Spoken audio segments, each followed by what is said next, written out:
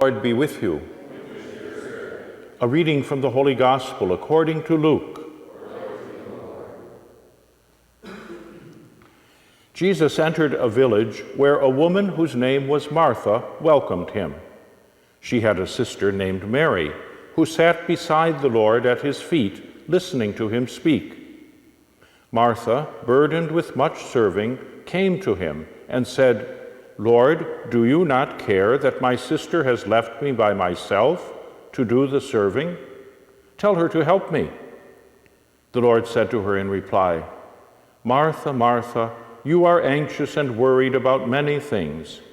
There is need of only one thing. Mary has chosen the better part, and it will not be taken from her." The Gospel of the Lord.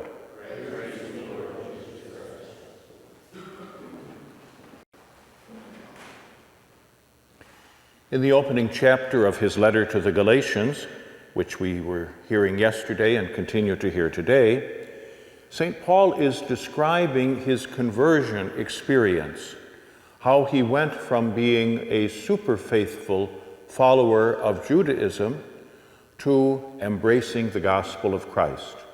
Not only was he so faithful a follower of Judaism, but as he himself acknowledges, he persecuted those who were looking to follow the way of Jesus.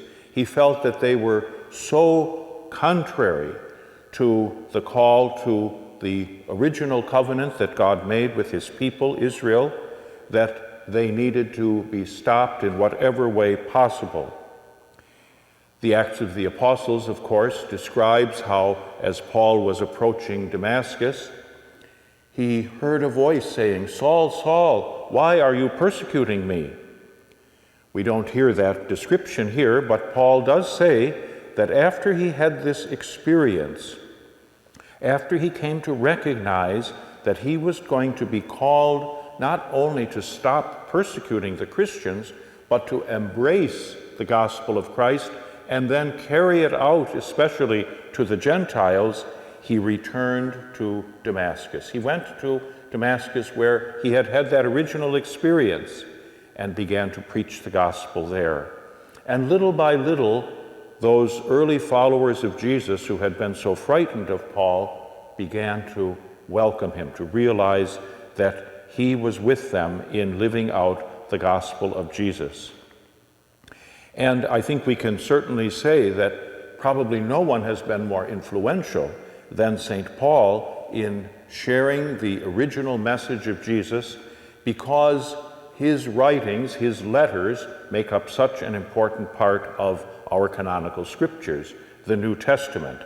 And whereas the four Gospels give a narration of how Jesus' life and ministry unfolded, Paul brings it together in very pithy statements that focus on the core meaning of the gospel. For example, from his second letter to the Corinthians, God was in Christ, reconciling the world to himself, not counting their transgressions against them.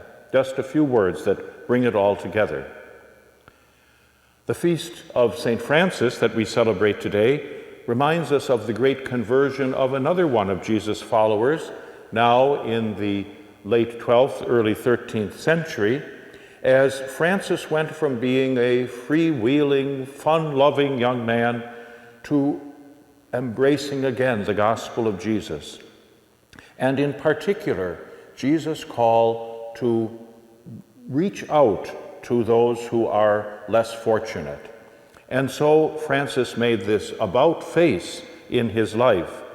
As he was undergoing an illness, something happened to him that made him embrace the gospel, that made him realize, I have to be committed to Jesus and to his message. And of course, we know of those instances where, as his father complained against him and scolded him because he was spending all of his money on the poor, Francis then just said, well, here, you can have it all. And he removed his airy clothes and placed them in front of his father. And then, of course, the time when he was walking down the road and saw an outcast, a leper, who, of course, had to be sent away from the village because otherwise everyone would become infected, but Francis ran up to him and embraced him. And so his way of showing how to go all the way for the gospel attracted all kinds of followers. And today, even these many centuries later, he is so popular among all of us because we know he is showing us how to walk the way of Christ.